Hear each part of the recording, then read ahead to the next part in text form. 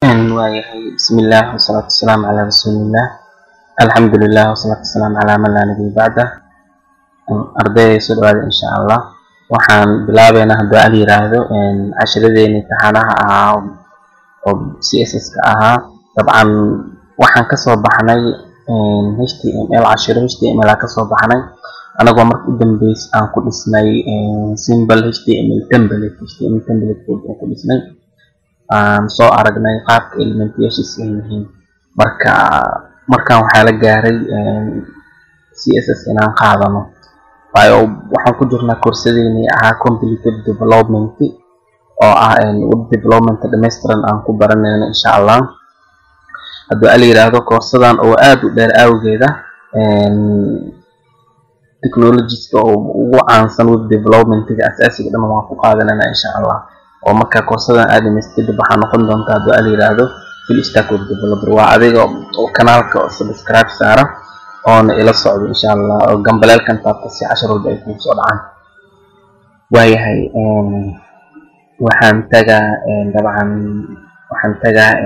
desktop-kaygaan tagaa folder inta ka abuuranaa folderka new waan leeyahay waxaan u bixinaa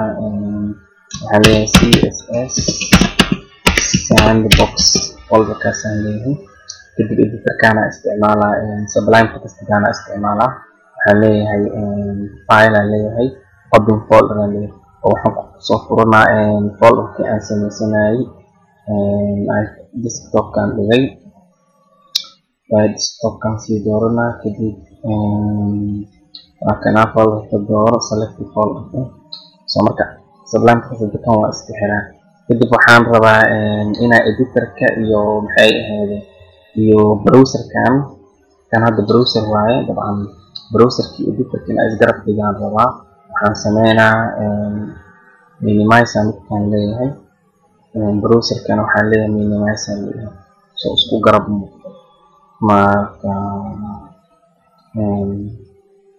kan minimize soo kana marka suudiga intaan keenaa u qaatay waa kana waa diyaarsaday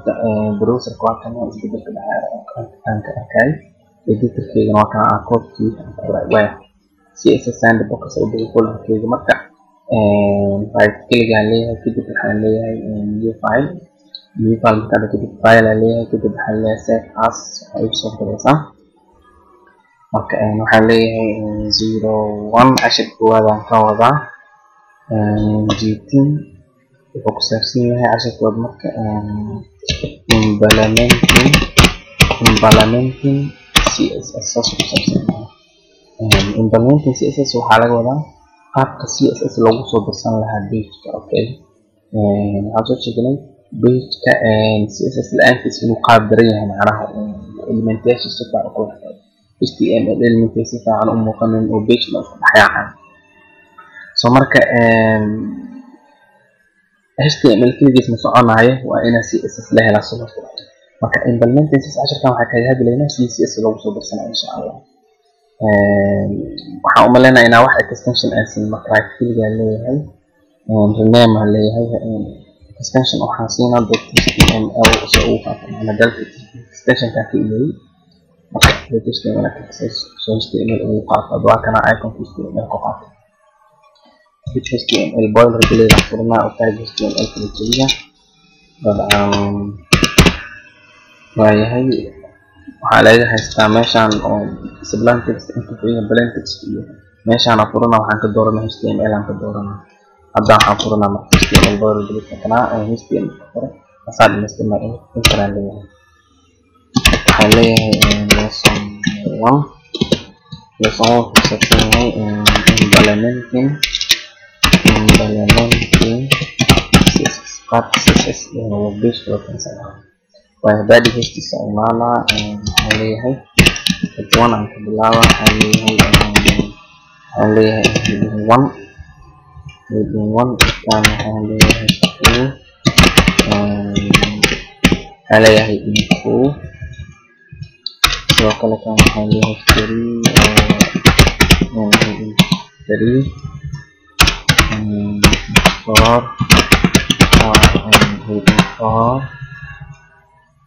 طبعا try intaas ay xiran tahay marka dadashat dhaho right click aan dhaho meesha ay ku qorto open containing folder aan ku dhufana marka ku dhufto kadib dabcan wuxuu geynaa meesha uu kaga yaalo failkan meesha uu kaga xariisan yahay geynaa macnaha marka waxaan rabaa in aan browser chrome ku furo marka oo isoo qabtay double click leeyahay oo uu furo macnaha marka kana uu ku furmay kana iska xiraa وهي طبعا سبلايم تكست كده انا استخدمها فكان uu ku furmay oo heading 1 heading 2 heading 3 heading 4 heading 5 faqad ka soo baxay marka stylesheetka ya jamaa saddex qaabada loo soo dirsaday page stylesheet saddex qaabada loo siiyaa marka qaab koowaad ku qornaa qaab koowaad waxa loo yaqaanaa commentiga calaamada listan kadib calaamada ariga waxa leeyahay qaab koowaad waxa la dhahaa liba number waxa dhahdaa qaab koowaad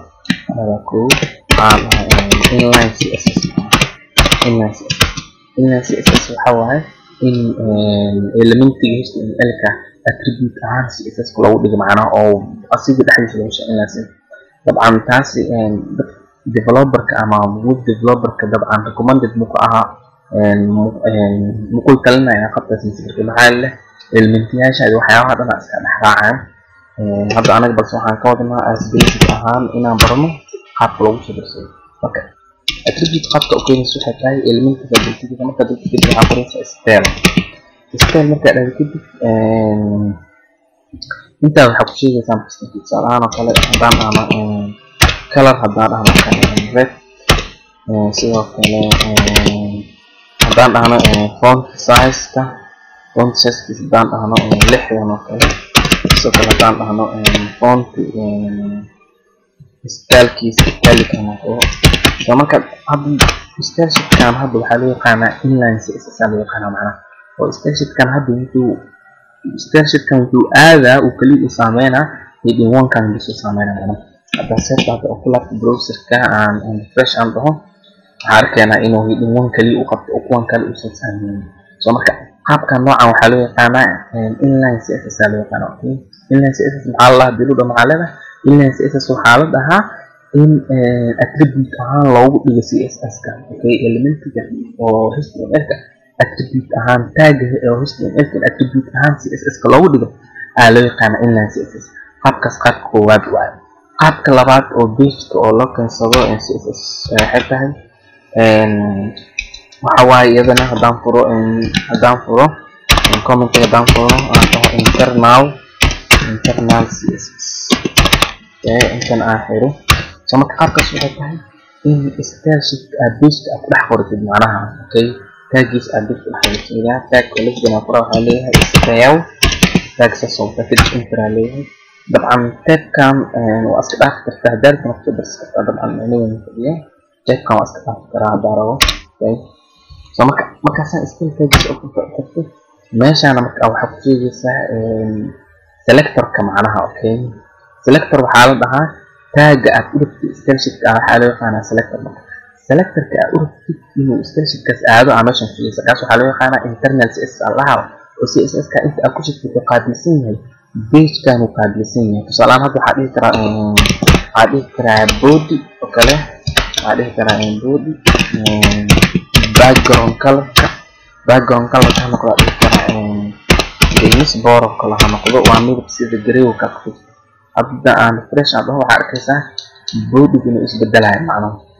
okay body inuu isbedelayo sidoo kale waxaa dhihi karaa kan h2 waa Soomaali waxaa dhihi karaa h2 okay dabcan waxaan ku dhex jira body selector-kiisa soo baxaa soo gudba h2 taggeedaan furaa kadib selector-ka qoyskiisa furaa waayahay dhowr qoys dabcan hal mar ii furnay waayo waxaa in badan ku dhaganahay waa kana h2 kale waxaa leeyahay color-kiisa ha noqdo maxaa leeyahay brown oo kale color-kiisa brown ha noqdo font weight-kiisa ha noqdo bold ha noqdo font weight-kiisa bold ha noqdo background color-kiisa ha noqdo maxaa leeyahay midabkaan oo kale sikiil oo kale baadinkiisa ha noqdo geesaha kasoo saqayo toban pixel oo kale hadda aan save aan refresh aan ahno waxaan arkaynaa waxaas aan siinay inuu kali heshtu aadayo kugu dheeraado waan soo jaray maxaan leenahay widthkiisa ha noqdo su'aal ahaan oo kale 30 pixel oo kale hadda sidaan aan ku laabano soo marka waa 30 pixel aad oo noogu yaraado waxaan leenahay 60 pixel aan leenahay haddaan refresh aan ahno 90 ilo siiriyahay 90 pixel aan leeyahay waya طبعا widthka aaba ka dhaafno widthka ka dhaafno anaga hadda waxa leeyahay test ahaan leeyahay hadda marka saa u jeedid HTML kan wuxuu aad selector kan aad meesha marka baroonka ma soo muuqanayo waxaad aad cadaan la iga dhig fahmo waa kana intuugan waa marka qaabkan waa lagu soo dirsadaa HTML ka page video qaabkan waa lagu soo dirsadaa insha Allah qaab kale lagu soo dirsaday ya jamaca waxay tahay intel oo external la furo macnaha tusaale ahaan oo kale folderka ay ku dhex jiro page-kaada aad digteynaa folderkaas aad digteynaa folderka markaad digteyno waxaa la new folderka waxaa bixinayna CSS tusaale ahaan oo kale marka website sameynayso kale ama aha project oo balaarna abuurayso kale in wixii CSS oo dhan hal folder kugu jira marka folderkan CSS u baxsan in wixii CSS dhan aan soo gashaa macnaha marka si folderkan CSS kaliya leedahay kadib waxaa leedahay new file marka dhahdid save as waxaan kusoo gareynaa waxaa rabaa qaabka saddexaad inaa idin tuso macnaha okay qaabka saddexaad lagu soo dhisaa waxaan kusoo gareynaa style.css marka dhahno waa kana style.css inta noogu jiraan marka waxaan dultagaa marka folder filekan dultagaa style.css soo marka hadda meesha history ay saaran soo maahan history ay saaran history selector kaas history qaadanaya waxaa leeyahay history waxaan leeyahay misal ahaan oo kale waxaa dhihi karaa border minus bottom oo kale waxaa dhihi karaa waxaan rabaa inaa idinka iskaliya in qaabka loo dooranayo border minus bottom waxaa dhihi karaa 2 pixel bottom garay leeyahay ahaado okay meeshan waa dhagaatan waxa dhahdaa order basujidi soo marka style sheet waa kana waan diyaarsanay inta waxay dhahdaa font size iyo blur font size waxa dhahdaa 80 pixel oo kale haro inay aad u weynaataa soo marka history waa kana waan diyaarsaday waxaan rabaa CSS waa kana inta waa ku qortay marka implement CSS waxaan rabaa inaa page dabcan history hada meesha ku qorna inta CSS la ugu qoran code CSS kan inta ku qoran waxaan rabaa marka inaa page ka aan ku soo dirsado macnaha okay inaa ku soo dirsado kaliya marka si fudud waxaan sameeynaa meeshan labada head taggan head oo furan iyo taggan head oo xiran dhexdiisa meeshan aan ku qoraa meeshan style sidaan meeshan waxaan keenaa link oo style macnaha ya jamaca horta style sheet page video waxa lagu kala galin inuu qoro maxay ahaydeen head waayo head waxa la siiyaa title-ka iyo style sheet waxaas hada wax alaalihi page-ka si toos ugu soo muuqanayn waxa lagu qoraa head marka link-ga hadana javascript hadana waxaas inta marka waxa ku sheeganaa link waa xiriirinayna marka comment aan baxsana waxaan leeyahay qaabkan saddexaad soo commentiga waa iska xiraa qaabkan saddexaad waxaa la dhahaa qaabka saddexaad waaye waxaa la dhahaa external qaabkan aan dabcan loo badan yahay macna dadka web developer qaabkan badan yahay aniga xitaa qaabkan badan isticmaalana waxaa leedahay link yaa leedahay linkigan waxaa leedahay rel equal markaan dhaho waxaan leeyahay style sheet rel equal style sheet tab hadaarka ku dar kartaa soo sheeg in laga dhaaf karo text css meeshaan ugu muhiimsan marka href marka waxaa ku sheegaysaa baadka waxaa ku sheegaysaa folderka failka meesha yahay macnaha wuxuu yaalaa wuxuu nagu jiraa folder CSS oo nagu jiraa islaas wuxuu kaga sii jiraan file news hala standard CSS so marka waa xariirin hadda filekan standard CSS kan iyo maxay ahayd waa xariir iyo pagekan marka dad refresh aan dhaho waxa arkaysaa history-gi in uu isbedelkaas qaadanayo oo bottom and bottom uu qaadanayo macnaha so meeshan farta aad igaaga weynaato waxaan dhahdaa lixdan qaade sidoo kale waxaan dhahdaa baadinga baadinkan waxaan dhahdaa 20% daansef dhahda aan kula refresh aan dhaho waa kana macnaha so marka history-gan hadda history-gan hadda scholarship-kiisa aan soo sheegay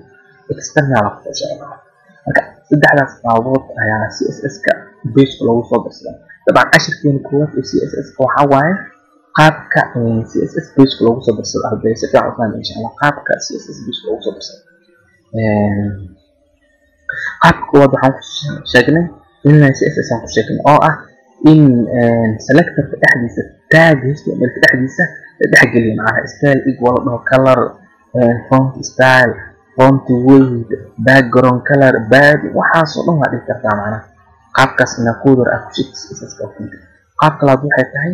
in headka dhexdiisa tagga headka furan iyo tagga headka xirheedka xisna style dhexdiisa akidib aad ku sheegtay macnaha badi history iyo qaabkaas aad ku sheegtay qaabka labaad waaye qaabkaas waxaa la internet qaabka saddexaad waxaa la lahaa external CSS la dhahaa oo ah in file oo ka baxsan inaad kusoo abuuratid page-kaada kadib link kusoo sameysid dabcan qaabkaanaan popular ahoo in badan la isticmaalaa macnaha marka maxaa haddii page-kaada HTML-ka dhexdiisa CSS dhex qoran yahay waxaa laga yaabaa page inuu dheeraado macnaha uu layman badan noqdo balse marka waxaada ay file kuugu jiraan kaliya linkigaana soo qaadanaysa soo baasgareynaysa insha Allah waayahay marka cashirkeena koowaad oo ahaa CSS-ka oo ahaa sida maxay loogu soo dirsado CSS page-ka meeshaas ayuu noo eegay insha Allah